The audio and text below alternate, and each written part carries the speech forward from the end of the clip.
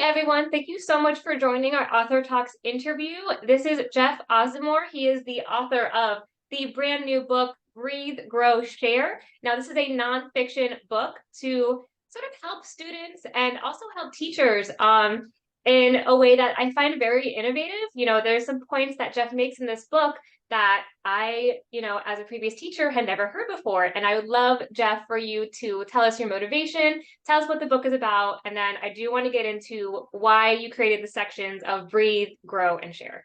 So love to hear more. Yes, ma'am. Well, first of all, thank you for having me on, Tia. It has been such a delight to work with you, and I'm just thrilled to share my personal path and what led me to the book, and then those three sections, like you said. So the number one thing that I think has been the catalyst for me writing this book has been my experiences as a music education consultant. So in short, I teach teachers. And so I've been noticing more and more trends over the years, and especially in my field, the attrition rate has absolutely continued to climb and climb and climb. So if you add in all of the factors that make teaching challenging, our pay, the way that we're treated, the political climate, salaries across the state of Texas and across the rest of the United States, all of those factors are pushing really bright, passionate young people that want to serve and give back in the classroom. They're giving those folks less and less hope. So the entire impetus of writing the book is to encourage folks to really, really keep the entirety of themselves and the perspective that we need to take care of ourselves before we can take care of others that we care for. That's such an interesting perspective because I feel like, and I was a teacher for a little while, and what was really pushed was let's prioritize our students. No one ever said let's prioritize ourselves as teachers. No one ever said, hey, Tia, you need to drink more water. You need to get the exact amount of rest that you need for your body to function properly. It was always, late nights, early mornings, working even when you're not in work, and things like that. So I love that you brought and start off your book with breathe, which, I like to hold up to show everybody. Breathe, and it just says embrace the act of prioritizing our own life first. And you start off your book very strong with that. Can you tell us a little bit about what readers can find in that section? Yes, ma'am. So the irony of this book, and specifically what you just beautifully articulated, is that the very people that are called to serve and give back in the fabric of our society are the ones that tend to put themselves last all the time. And so to your point about working crazy hours for very, very little recognition, very little pay, the reason that this book is so necessary is those kind of people are continually doing that anyway. So I fly a lot in my life. And one of the things that struck me several years ago is how accustomed we get to sitting in our seat and looking up at that silly sign that says, should something happen in the event of emergency, think about counterintuitively putting your own mask on before you turn to your partner, your family, that kind of a thing. And there's both a powerful message in there, but there's also a flaw in that philosophy.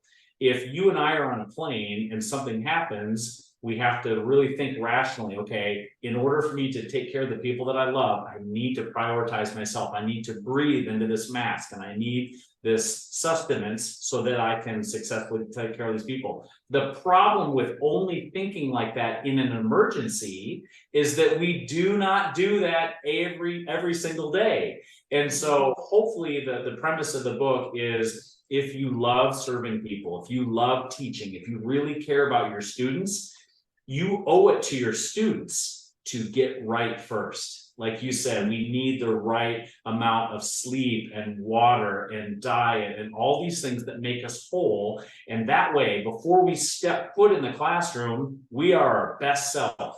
Then and only then can we share our intellect, our world experiences with our students.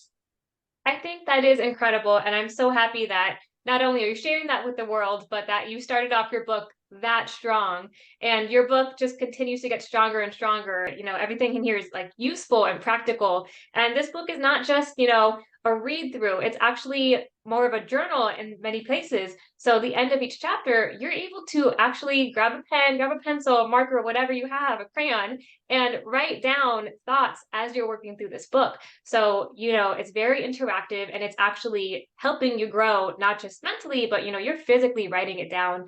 And I personally find the act of writing things down to be more helpful in my life. If I just think about it, I usually don't end up doing it. I have to write things down. So I think the fact that it's a journal is really, incredible. And I do want to move on to the next section, which is called Grow. And it says, strive to become someone you admire. So then we have the start of that section. So my questions for you, Jeff, is who do you admire?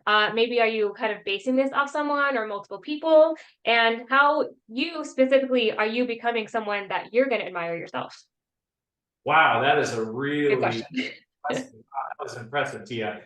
So to answer your question first, I admire so many people in my life. The non-educators in my life, my family has been a terrific inspiration. My parents, my brother, incredible, incredible people. And although they don't teach directly, their influence on me has been just indescribable. Obviously, in my teaching world, my high school band director, the colleagues that I've had throughout my life, I have gleaned little bits or large bits throughout my life from many, many, many people. I'm one of those people that really believe strongly that you can learn something from everyone, not always positive. So even those folks that you do not agree with for one reason or another, you can file that away and say, now, why is it that I do not want to be like them? Or why is it that I don't resonate with this person? And then if you can articulate why, that makes you stronger as a person, as a teacher, as a friend, so on and so forth. So the people in my life that I look up to personally, obviously my family and the people in my life that I love and love me.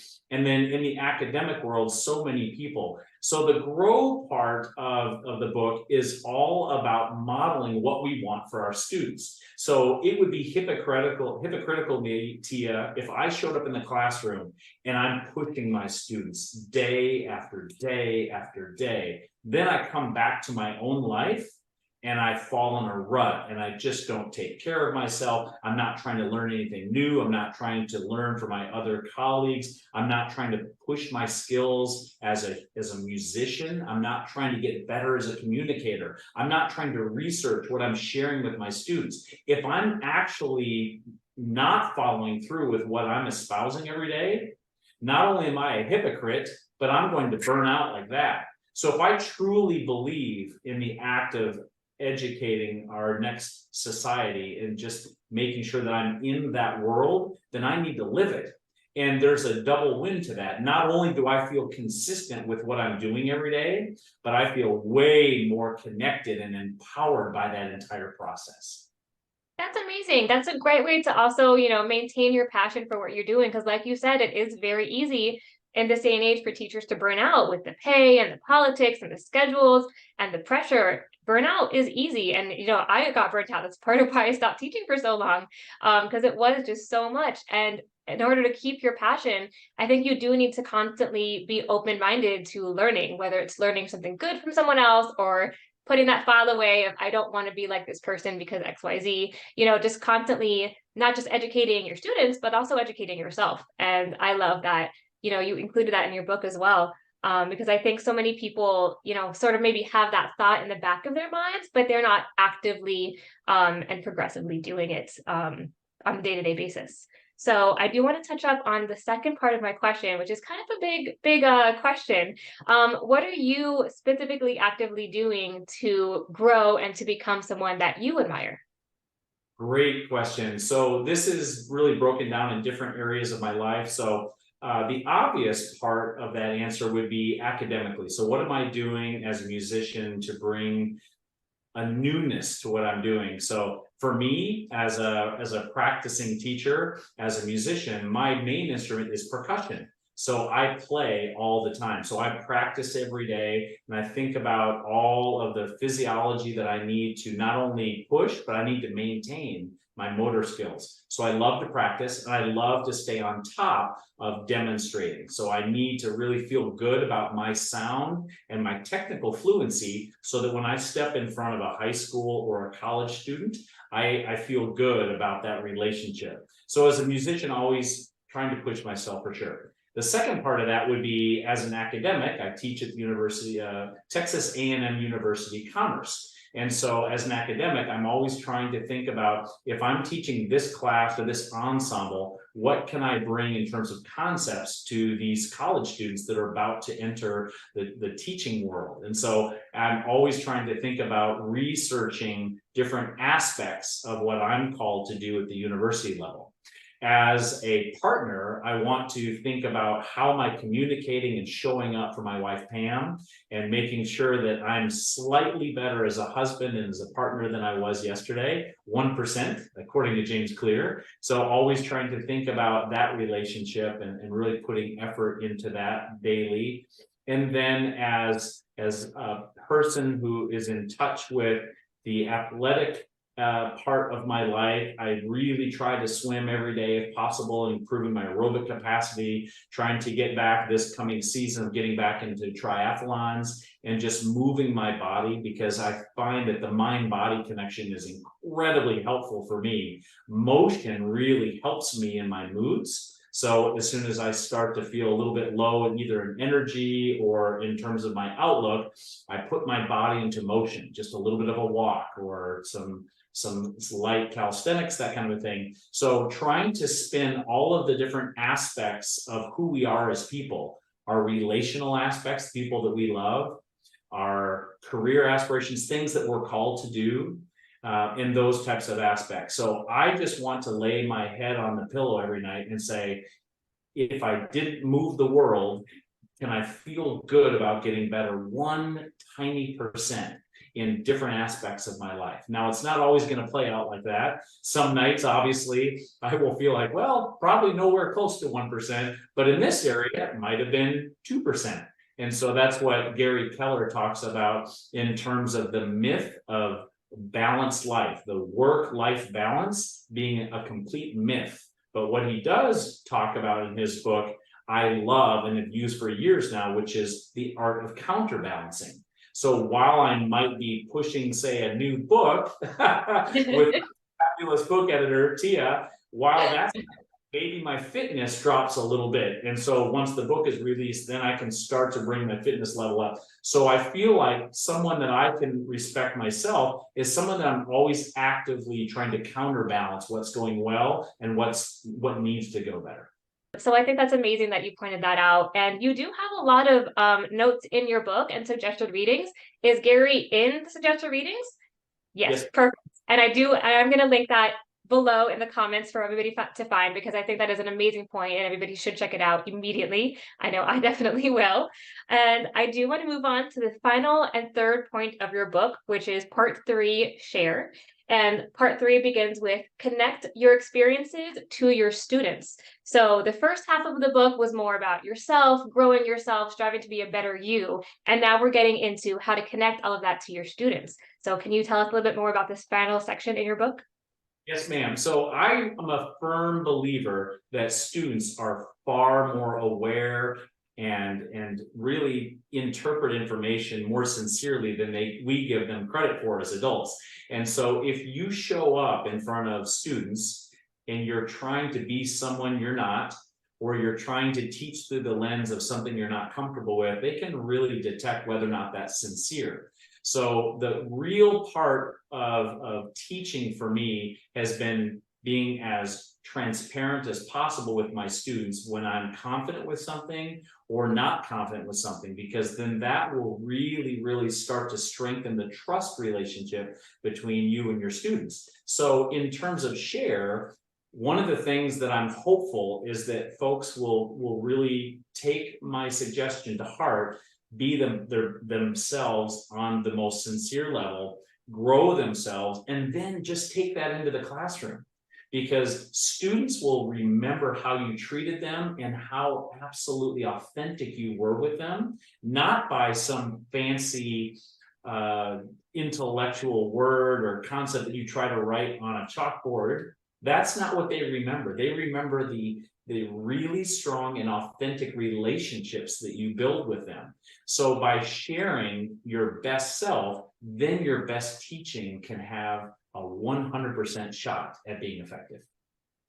I think that's incredible. And now that you've said that, I am remembering the times when I was like a young student in middle school, high school, thinking about all the best teachers I've had and why I love those classes. And it wasn't because I love the subject so much, it was because of the teacher. And they just made it such an engaging and incredible experience that, I wanted to go to class. I wanted to learn.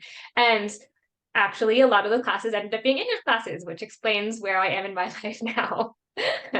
Now producing books, writing books. So Jeff, thank you so much for sharing all this insight into your book. Thank you so much for, producing this and putting your voice out into the world, because this is a big step. This is your debut novel and you are actually putting your voice out. But I do want to ask, because I see your t-shirt on, can you tell us a little bit more about Strive Mind? Oh, yes, ma'am. So Strive Mind is a company with my partner, Mike Garcia. We formed specifically what this book talks about, and that is looking after music educators and trying to really get into their lives personally and professionally to help them be themselves on the highest level. So Strive Mind is as a company and a mission that we're very proud of, and we consult with band directors mostly in the state of Texas, but outside of Texas as well. And we're very proud of the fact that we're building relationships with folks and just trying to keep really smart, passionate people in front of kids for the long term. That is incredible. I love so much that you are not only educating others, but educating yourself. And you have made this your passion and your goal in life. And it definitely comes through in this interview. It comes through in your book. And I'm really looking forward to seeing more from you. Thank you so much for joining us. Everyone, this is Jeff Ausdemore, author of Breathe, Grow, Share. And this is Tia from Order of the Bookish. Thank you so much for tuning in, Jeff. Thank you so much. Have a great day, everyone. Happy reading.